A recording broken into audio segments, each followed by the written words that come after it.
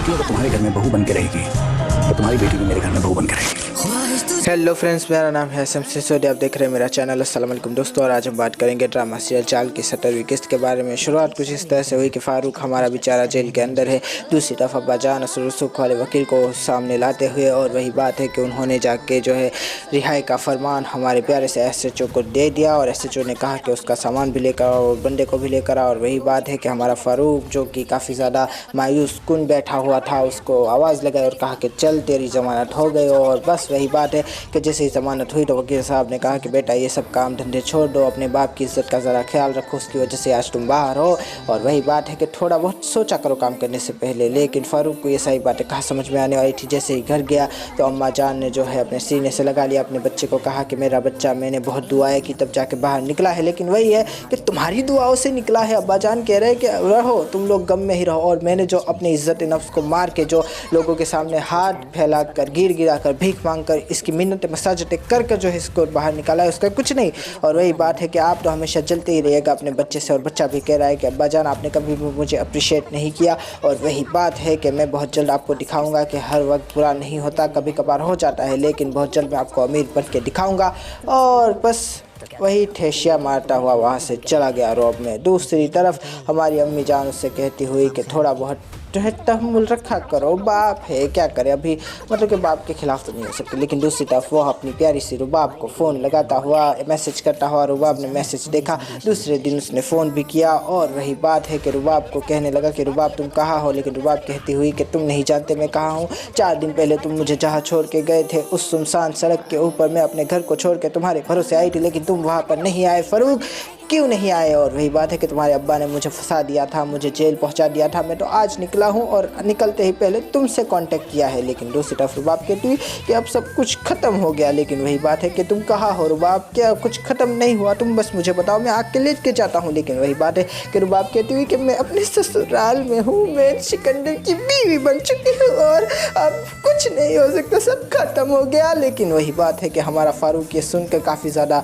मतलब कि अचंभे में आ गया। लेकिन तभी रुबाब ने फ़ोन काट दिया, और दूसरी तरफ फारूक जो है पागल हो गया। जिस तरह से पागल कुत्ता अपने ही मालिक को काट बैठता है, उसी तरह से फारूक पागल होकर अपने ही बेड को तोड़ने लगा, चीज़ें उधर उधर फेंकने लगा। मम्मी ने कहा कि ये क्या हो रहा है तुझे, तू क्यों इतना ज़्यादा पागल हो रहा है? लेकिन वही बात है कि उसकी शादी नहीं हो सकती, शादी नहीं हो सकती, उसकी शादी कैसे हो सकती है? और वही बात है कि वो उसकी मर्ज़ी के खिलाफ थोड़ी ना शादी हो सकती है, उसी ने शादी की होगी। लेकिन वही बात है कि नहीं, उसने मुझे फ़ोन किया, उसने मुझे बताया कि उसके बाप ने धमकी दी थी कि उसको जान से मार देगा। और वही बात है कि हमारे प्यारे से फारूक की आंखों में गुस्सा आता हुआ, टेश आता हुआ। दूसरी तरफ अम्मी कहती हुई कि जाओ ठंडा पानी लेकर आओ, मेरे बच्चे का बीपी बढ़ रहा है, गोली लेकर आओ, जाओ कुछ तो लेकर आओ। लेकिन बेटी के भी आंखों में टेश आ गया, उसको भी जो है मतलब कि कुछ अच्छा लगा नहीं कि जिस तरह से फारूक बोल रहा था कि मेरी फ्यूचर ख़त्म हो गई, मेरा सब कुछ ख़त्म हो गया, मेरा पैसा वैसा प्यार मोहब्बत सब कुछ चला गया, अब मेरा फ्यूचर क्या रहेगा, अब मैं बर्बाद हो गया। लेकिन दूसरी तरफ हमारी छोटी बेटी कहने लगी कि अच्छा हुआ वो आपको छोड़ के चली गई, अच्छा हुआ उसकी शादी हो गई, वरना आप कभी नहीं सुधरते भाई। अब मैंने आपके लिए कितना कुछ किया, लेकिन आपको उनकी ज़रा परवाह नहीं है। और दूसरी तरफ हमारा फारूक कहता हुआ कि तुम पागल हो गई है। और वही बात है कि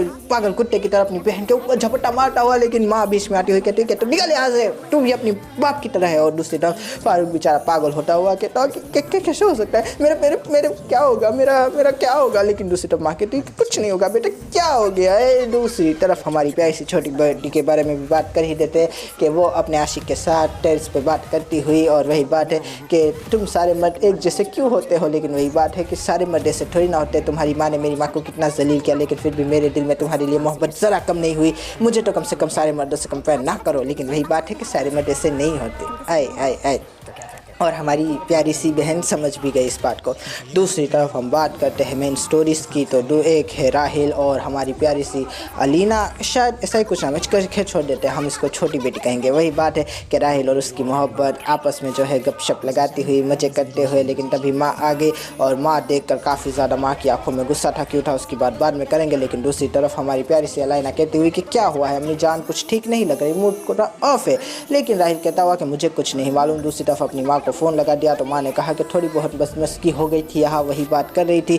शायद वही बात उसने अपनी माँ को बता दी और वही बात है कि ऐसा कैसे हो सकता है, हमारे सिकंदर भाई बदमस्की नहीं कर सकते। लेकिन तभी हमारा प्यार सा राहिल ये सारी बातें सुन रहा था और सोचता हुआ कि क्या सिकंदर मेरी बहन के साथ बदमस्की करता है। और दूसरी तरफ हमारी प्यारी सी अलीना भी चुप हो गए। अभी मैं अलीना बोल रहा हूँ, मुझे नाम जो है निकल गया है तो शायद अलीना ही है, इसलिए खैर बात कर लेते हैं आगे की। वही बात है कि अलीना बेचारी अपने हनीमून का पैकेज पर जो है अपना पैकेट तैयार करती हुई, लेकिन माँ ने कहा कि तुम इस तरह से हनीमून पे नहीं जा सकती। तो उसने कहा क्यों नहीं जा सकती, तो वही बात है कि मेरे शौहर का फ़ोन था, काम आ गया है तो तुम भी यही रहोगी। और वही बात है कि मेरी बेटी जब हनीमून पे नहीं जा सकती तो तुम किस तरह से जा सकते हो, उसका जब कोई बैग पैक नहीं हुआ तो तुमने किस हैसियत से अपना बैग पैक कर लिया। जो एक बात याद रखना, अगर मेरी बेटी खुश नहीं रही तो तुम भी खुश नहीं रहोगी इस घर में। ये कहकर अल्टीमेटम देकर वहाँ से चली गई और हमारी प्यारी सी अलीना सोच में पड़ गई कि यार ये हो क्या रहा है मेरे साथ, सट्टा वट्टा क्यों किया बाजान, आपने नहीं करना चाहिए था। लेकिन दूसरी तरफ हम बात करें हमारी प्यारी सी अलीना के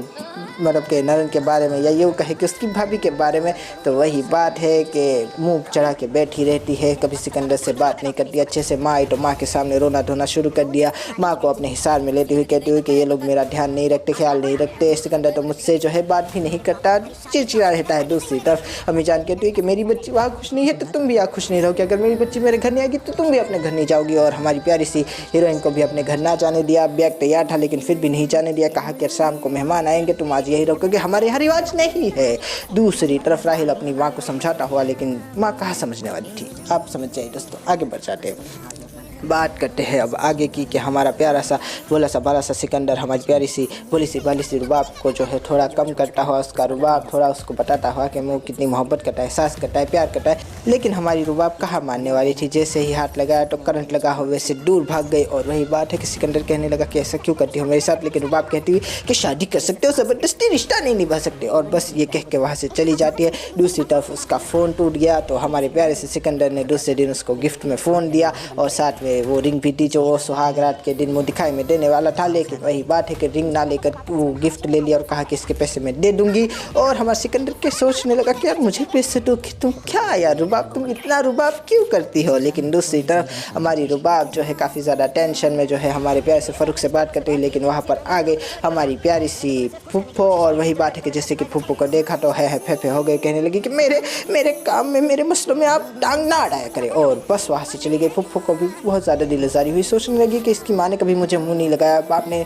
जो है मुंह लगाने की कोशिश की, मैंने धुतकार दिया तो ये क्या लगाएगी, चलो छोड़ देते हैं। आगे बात करते हैं। वही बात है कि हमारा सिकंदर सोचता हुआ समझता हुआ कि आखिर रुबाब ऐसा क्यों कर रही है। रुबाब अगर घर छोड़ के गई थी तो क्या उसके घर वालों को पता नहीं चला था कि वो शादी नहीं करना चाहती थी, आखिर उन्होंने इसकी शादी ज़बरदस्ती मुझसे क्यों कराई। मुझे ये सब कुछ पूछना पड़ेगा, बताना पड़ेगा, समझना पड़ेगा, शुक्रनगर से बात करनी पड़ेगी। मैं कुछ खामोश रहूँ और मैं भी यही कहूँगा कि तुम क्यों खामोश रहो, तुम बोलो डंके की चोट पर बोलो। हमारे प्यारे से न्यारे से भोले से बाले से सिकंदर, मैं तुम्हारे साथ हूँ, बड़ा अन्याय किया है डायरेक्टर्स और राइटर्स ने तुम्हारे साथ। तो इसी के साथ इस किस्त को भी ख़त्म करते हैं। आशा करता हूँ आपको ये रिव्यू पसंद आएगा, अगर पसंद आए तो लाइक कीजिए, शेयर कीजिए, सब्सक्राइब कीजिए, ज़्यादा पसंद आए तो कमेंट भी कीजिए। दोस्तों थैंक यू, खुदाफिज़, अपना ध्यान रखिएगा, फिर मिलेंगे, थैंक यू। मेरी बेटी अगर तुम्हारे घर में बहू बन के रहेगी तो तुम्हारी बेटी भी मेरे घर में बहू बन के रहेगी। ख्वाहिश तुझे पाने की थी, ख्वाबों को सच भी मैं कर ना सका, मैं